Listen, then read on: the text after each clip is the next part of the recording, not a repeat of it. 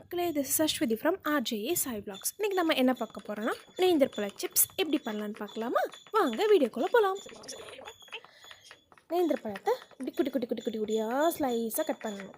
உங்கள்கிட்ட சீவக்கூடியது இருந்துச்சுன்னா கூட சீவிக்கலாம். பட் நான் கட் பண்ணிக்கிறேன்.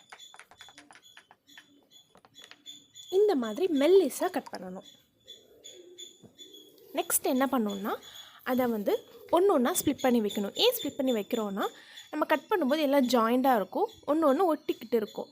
ஸோ நம்ம தனித்தனியாக பிரித்து வச்சிட்டோன்னா நல்லா சிப்ஸ் நல்லா சீக்கிரம் பொரிஞ்சு கிடைக்கும். அதே போல் அந்த நயப்புத்தன்மை இருக்காது. நெக்ஸ்ட் என்ன பண்ணிக்கணும்னா, main ingredients water, turmeric, salt, இந்த மூணே மிக்ஸ் பண்ணி ஒரு பவுலில் வச்சுக்கணும். ஆயிலை ப்ரீஹீட் பண்ணிக்கிட்டு தென் ஒன்று ஒன்றா நம்ம ஸ்ப்ளிட் பண்ணி வச்சுருப்போம்ல நேந்திரப்பழத்தை, அதை எண்ணெயில் போட்டு ஃப்ரை பண்ணணும்.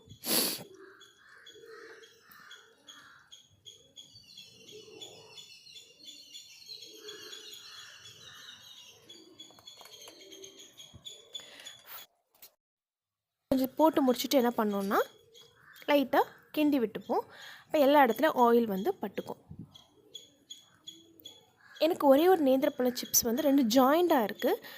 அதை நான் ஸ்ப்ளிட் பண்ணி வைக்க போகிறேன். ஏன்னா ஜாயிண்டாக இருக்கும், அது வேக ரொம்ப டைம் ஆகும். நம்ம அது வேகட்டும் சொல்லி வச்சுருந்தோன்னா மற்ற சிப்ஸ்லாம் கரையக்கூடிய சான்சஸ் இருக்குது. ஸோ நீங்கள் ஜாயிண்டாக இருக்க மாதிரி பார்த்துருந்தீங்கன்னா அதை எடுத்து நீங்கள் ஸ்ப்ளிட் பண்ணி வைக்க பாருங்கள்.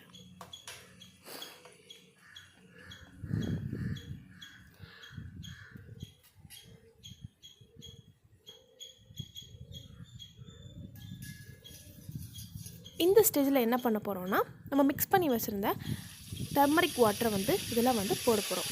இது போடும்போது இந்த மாதிரி சவுண்டு கேட்கும். மேக்ஸிமம் 1லேருந்து 1.5 ஸ்பூன் விடுங்க.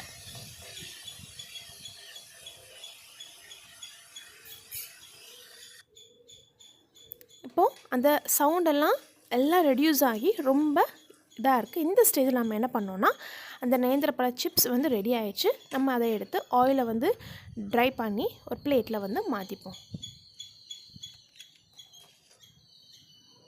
உங்களுக்கு தேவைப்பட்டால் அதில் pepper and chilli powder mix பண்ணி போடலாம். நான் பெப்பர் மட்டும் போட்டிருக்கேன்.